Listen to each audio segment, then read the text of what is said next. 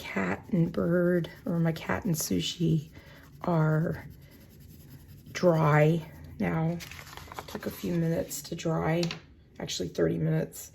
And I'm going to use some crayons. I can use my markers again to make more definition to our cat.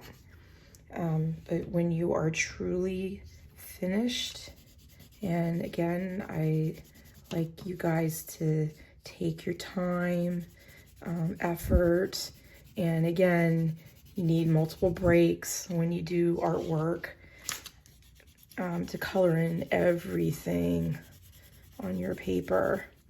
And at the very end, when you think that you are done, then you can take a crayon or a marker, and you can go over to define each line that you made with your pencil. You don't want to just leave your pencil line, but it will make you and the cat feel better to have those lines pop out.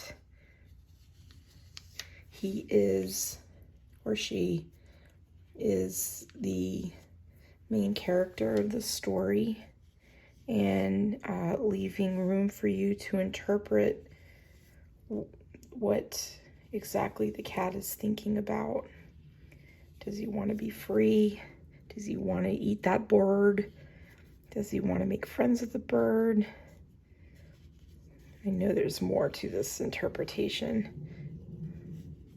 I tried outlining it in the marker while it's wet, but it would be a lot better if you wait until the picture's dry, if you choose to do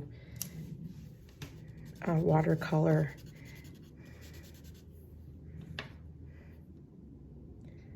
And my sushi,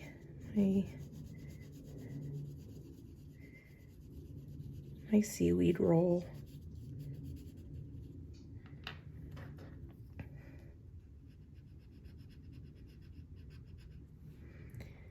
And there you go. There's my cat and bird. And yeah, I'll let this guy out.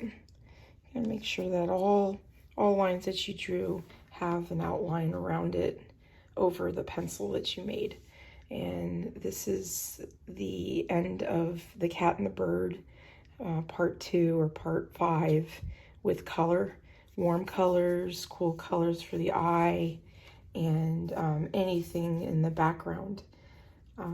I hope you liked this activity and lesson, and you enjoyed the book. And I will have another lesson next time. And again, take your time when you're doing these lessons. Press the pause button if you're not sure or you need more time to draw things out. And no rushing. This is not a race. So I hope everybody's well, and I look forward to seeing you and talking to you, just saying hi. Thank you for watching.